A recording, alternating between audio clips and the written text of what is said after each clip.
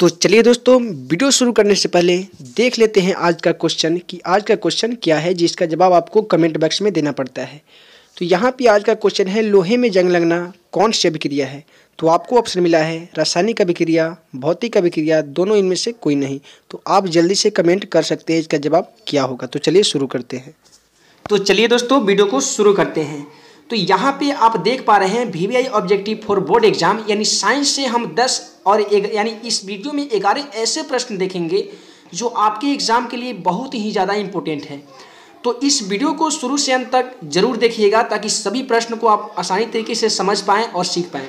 तो चलिए वीडियो को शुरू करते हैं। देखिए यहाँ पे आप पहला क्वेश्चन को देख पा रहे हैं कि किस धातु को चाकू से आसानी से काटा जा सकता है। दोस्तों यह क्वेश्चन बहुत ही ज़्यादा इंपॉर्टेंट है मैट्रिक एग्जाम के लिए।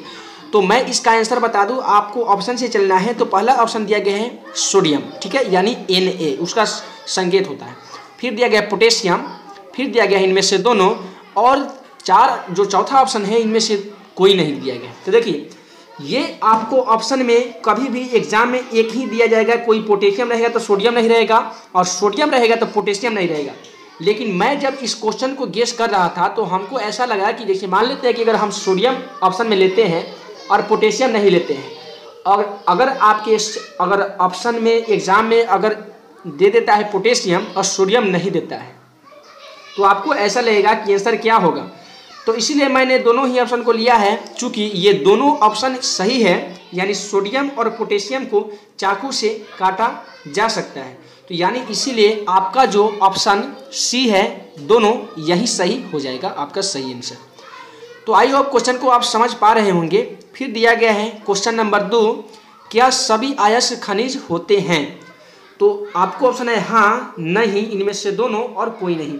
तो एक चीज़ का भी ध्यान रखना है कि जब ऐसे प्रश्न आ जाए कि क्या सभी अयस्क खनिज होते हैं, तो कभी भी आपको जवाब देना है कि नहीं, क्योंकि सभी अयस्क खनिज नहीं होते हैं। फिर आपको अगर एग्जाम में दूसरा क्वेश्चन बदल दिया जाए, क्या सभी खनिज अयस्क होते हैं, तो दोस्तों मैं आपसे बता दूं कि सभी खनिज अयस्क होते हैं, लेकिन सभी अयस्क खनिज नहीं होते हैं।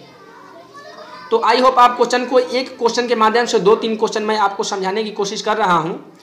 फिर दिया गया क्वेश्चन नंबर 3, सिलिका में कौन सा अम्ल पाया जाता है। जो सिलिका होता है उसमें कौन सा अम्ल पाया जाता है। तो आपको एग्जाम में ऑप्शन मिलेंगे एसिटिक अम्ल, हाइड्रोक्लोरिक अम्ल, इनमें से कोई नहीं। तो दोस्तों आपका जो सही आंसर होगा वह होगा एसिटिक अम्ल, जो सिलिका में पाया जाता है।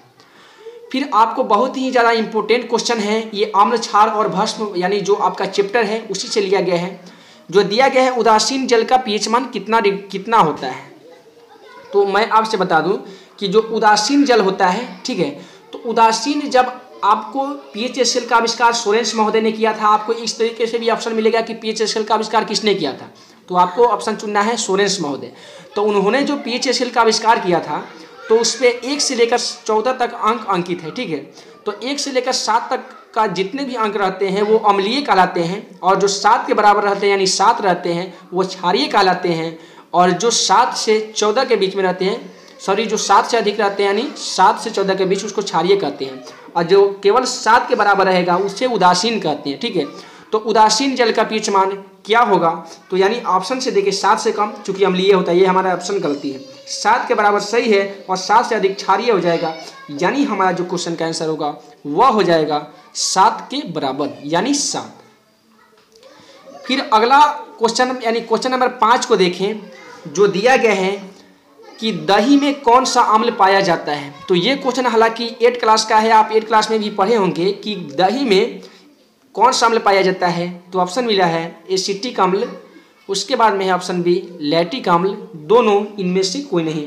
तो कभी भी 2 अम्ल तो एक कोई भी पदार्थ में पाया ही नहीं जाएगा। तो यानी आपका जो सही आंसर होगा वह होगा दोस्तों लैक्टिक अम्ल, ठीक है। तो उसके बाद में क्वेश्चन नंबर अगला देखें। तो जो दिया गया है मानव की उत्पत्ति, ठीक है, मानव की उत्पत्ति सर्वप्रथम कहाँ हुआ था। तो ऑप्शन आपको मिलेगा अफ्रीका, अमेरिका, भारत और इनमें से सभी। तो ये जो आपका बहुत ही ज़्यादा इंपॉर्टेंट क्वेश्चन है, बायोलॉजी से क्वेश्चन लिया गया है। तो इसका जो सही जवाब होगा दोस्तों मैं आपसे बता दूं, इसका सही जवाब है आपको अफ्रीका, यानी सर्वप्रथम अफ्रीका में ही मानव का उत्पत्ति हुआ था।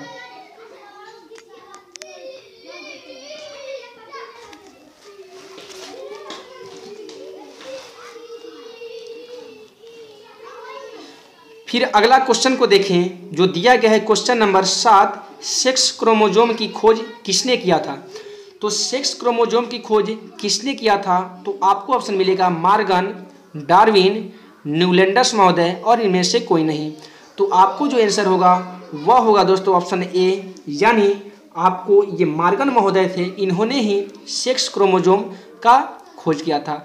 आपको इस क्वेश्चन के माध्यम से एक और क्वेश्चन मैं बता दूं कि आपको अगर आ जाएगा कि वाई क्रोमोसोम की खोज किसने किया था, तो उसका भी आंसर दोस्तों यही होगा मार्गन महोदय।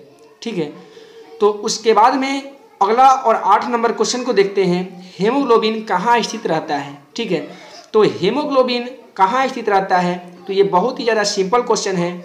आपको तो मालूम ही होगा कि हेमोग्लोबिन कभी भी खून में रहता है, यानी रक्त में उपस्थित रहता है। इस क्वेश्चन के माध्यम से एक और क्वेश्चन मैं आपसे बता दूं कि अगर इस तरीके से क्वेश्चन आ जाए कि हेमोग्लोबिन ये खून किसके कारण लाल होते हैं, यानी रक्त किसके कारण लाल दिखाई देते हैं, तो उसका भी आंसर होता है दोस्तों हेमोग्लोबिन के कारण ही खून लाल दिखाई देते हैं। फिर अगला क्वेश्चन 9 नंबर क्वेश्चन है कि प्रतिरोध का SI मात्रक क्या होता है। ठीक है, तो प्रतिरोध का SI मात्रक क्या होता है, आपको ऑप्शन एग्जाम में मिलेगा ओम, जूल, वाट और शक्ति। तो आपका जो सही इस ऑप्शन में सही जवाब है वह है ओम, यानी प्रतिरोध का SI मात्रक ओम होता है। ठीक है, तो आई होप आप समझ पा ही रहे होंगे। वीडियो अच्छा लग रहा होगा तो लाइक ज़रूर कीजिएगा, अपने दोस्तों में शेयर कीजिएगा और नए होंगे चैनल पे तो सब्सक्राइब जरूर कीजिएगा। तो यहाँ पे आपको 2 नंबर क्वेश्चन दिया गया है, प्रिज्म में कितने सतह होते हैं। तो ये भी आपका बायोलॉजी से ही क्वेश्चन लिया गया है। तो प्रिज्म में कितने सतह होते हैं, तो आपको ऑप्शन मिलेगा 2, 3, 4 और 5। तो दोस्तों मैं आपसे बता दूं कि प्रिज्म में 4 सतह होते हैं, सॉरी 4 नहीं 5 सतह होते हैं। तो फिर अगला क्वेश्चन को देखें जो दिया गया है, एक अक्रिय तत्व का नाम लिखें।